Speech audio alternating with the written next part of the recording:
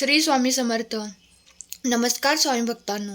स्वामी भक्तांचे अनुभव या चॅनलवर तुम्हा सर्वांचे मनपूर्वक स्वागत आहे. स्वामी तुम्हाला सुखात ऐश्वर्यात ठेवोत ही स्वामींचरणी प्रार्थना. आज मी तुम्हाला स्वामी सेवेकरी दादांना आलेला अनुभव त्यांच्या शब्दात सांगणार आहे. दादा म्हणतात, मी एक स्वामी समर्थ महाराजांचा सेवेकरी आहे व गेल्या कित्येक वर्षांपासून दिंडोरी प्रणित मार्गानुसार महाराजांची सेवा करत आहे. या सेवेदरम्यान परमपूज्य गुरुमाऊली व महाराजांनी मला कठीण प्रसंगातून, मृत्यू सदृश्य संकटातून वाचविले आहे. परंतु आज मी जो अनुभव सांगत आहे तो ऐकल्यावर आपणासही पटेल की महाराजांवर जबरदस्त निष्ठा ठेवून कार्य केल्यास अशक्य ते शक्य करतील स्वामी व त्या सेवेकऱ्यास निश्चित फळ मिळते याचा अनुभव येईल.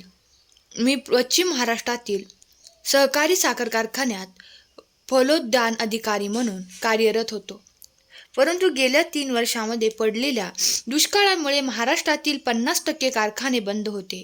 त्यातला आमचा सुद्धा एक होता. त्यामुळे मला 11 महिने बिनपगारी सक्तीचे सुट्टीवर पाठवण्यात आले.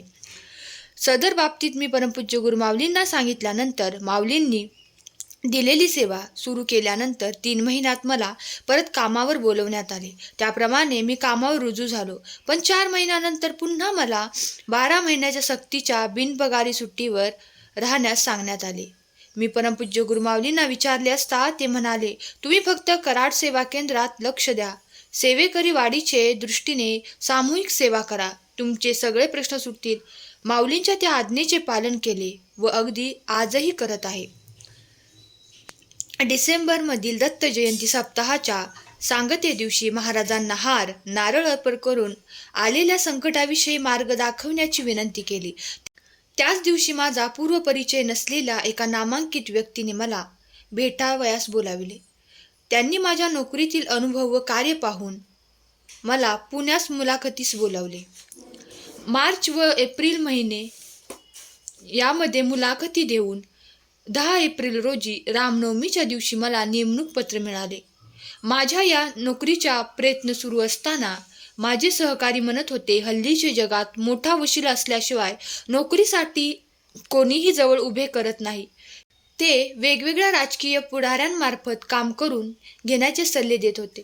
पण मी त्यांना म्हणालो, बाबांनो, माझे काम झाले नाही तरी चालेल, पण या कामासाठी मी कोणासही भेटणार नाही, कोणामार्फतही काम करून घेणार नाही. माझा वशिला फक्त श्री स्वामी समर्थ महाराजांकडेच आहे व तेच माझे काम करणार आहेत. तेच माझे तारणहार आहेत. 22 एप्रिल रोजी परमपूज्य गुरुमाऊलींना माझे नवीन नोकरी संदर्भातील पत्र दाखवले. पत्र बघितल्यानंतर माऊली फक्त एवढेच म्हणाले, ही तर आपलीच माणसे आहेत. ते भेटल्यानंतर त्यांना सांगा तुमची आठवण काढली होती. महाराजांची लीला अगाध आहे. कुठून कसे सेवेकरांचे नाते जोडतील याची कल्पना सुद्धा येत नाही. गुरुमाऊलींचे आशीर्वाद घेऊन मी कामावर रुजू झालो. स्वामींनी माझ्या आयुष्यातील मोठा प्रश्न सोडवला. मी खूप आभारी आहे. धन्यवाद स्वामी. स्वामी सेवेकरी दादांचा अनुभव आवडला असल्यास अनुभवास लाईक करा, शेअर करा. श्री स्वामी समर्थ. धन्यवाद.